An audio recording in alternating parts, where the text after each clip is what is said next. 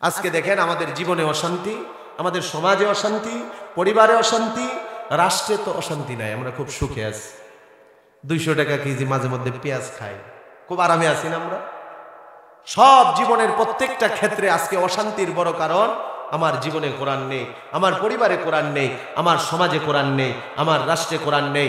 আল্লাহর কসম করে বলি যুবক ভাইরা, মুরব্বী বাবারা, আমার জীবনে যদি কোরআন হাদিস চলে আসে, আমার পরিবারে যদি কোরআন হাদিস চলে আসে, আমার সমাজে যদি সমাজটা পরিচালিত হয় কোরআন হাদিসের দ্বারা, আমার রাষ্ট্রে যদি কোরআন হাদিস দ্বারা রাষ্ট্র পরিচালিত হয়, আল্লাহর কসম জীবন সুন্দর হবে, পরিবার সুন্দর হবে, সমাজ সুন্দর হবে, বাংলাদেশ থাকবে না, সোনার মদিনায় পরিণত হয়ে যাবে।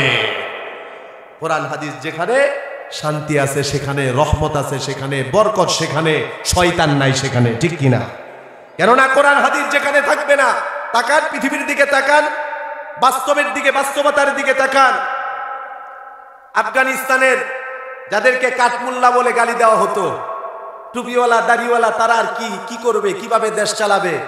সে আফগানিস্তানের মৌলভী সাহেবরা কোরআন হাদিস দ্বারা দেশ চালিয়ে মাত্র 2 বছরেই দেখিয়ে দিয়েছে আমাদের মধ্যে দুর্নীতি নেই, চুরি চামারি নেই, আমরা জনগণের সম্পদকে আত্মসাৎ করি না, আমরা আঙ্গুল ফুলে রাতারাতিতে কলা গাছ হয়ে যায় না, আমরা সাথে সাথে নিজেদের সম্পদ প্রয়োজনে জনগণের জন্য খরচ করি।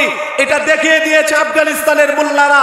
2 বছর দুর্নীতি না করে দেশ চালিয়ে তারা দেখিয়ে দিয়েছে বর্তমানে আমেরিকার ডলারের চেয়ে আফগানিস্তানের মোল্লাদের মুদ্রার দাম বেশি। আল্লাহু আকবার।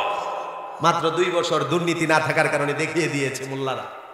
আমাদের দেশেও যদি কোরআন হাদিস দ্বারা দেশ পরিচালিত হয়, যারা চুরি করে ওরা কি চুরি করতে পারবে? কোরআন হাদিসে চুরি করার কি কোনো সাপোর্ট বা অনুমোদন কোনো রকম আছে? বরং কোরআনের শাস্তি কি? চুরি করলে 10 দিরহাম পরিমাণ সর্বনিম্ন, ইমাম আবু হানিফা রাহমাতুল্লাহি আলাইহির মাসালা। তাহলে চোরের কি কেটে দাও? হাত কেটে দাও। তো এরকম যদি আমাদের দেশে 2-1টা এরকম চোর তো আছে, বেশি নাই, 2-1টা আছে, যারা জনগণের সম্পদ চুরি করে বাহিরে টাকার পাহাড় জমাচ্ছে, বাড়ি আছে, ব্যাংক আছে, ব্যালেন্স আছে, এরকম 2-4 জন চোর তো আছে না? এটাও স্বীকার করেন আপনারা? আছে না? এটা তো আমরা বলি না, এই যে পত্রপত্রিকার মাঝে মধ্যে হয়, কয়েকদিন আগেও তো হলো প্রায় 250 ওসি, থানার ওসিদের বাড়ি আছে যুক্তরাষ্ট্রে। আমি এত কষ্ট করে কি করলাম? থানার ওসি প্রায় 250, এটা তো আমাদের না, এটা সরকারি রিপোর্ট, গোয়েন্দা সংস্থা বের করছে। বলতে পারেন যে হুজুর সরকার বিরুদ্ধে কথা বলছেন, কে বলছে? গোয়েন্দা সংস্থা বের করেছে। প্রায় 250 ওসির বাড়ি আছে, গাড়ি আছে, সব ব্যাংক ব্যালেন্স সব আছে যুক্তরাষ্ট্রে। এগুলো কি সরকারি চাকরি করে টাকা দিয়ে হয়েছে? হ্যাঁ, এটা কি সম্ভব? অথচ প্রতিবেদন বলে 80 বছর চাকরি করলো সরকারি চাকরিজীবী যারা, তাদের 5 তলা বাড়ি করা সম্ভব না।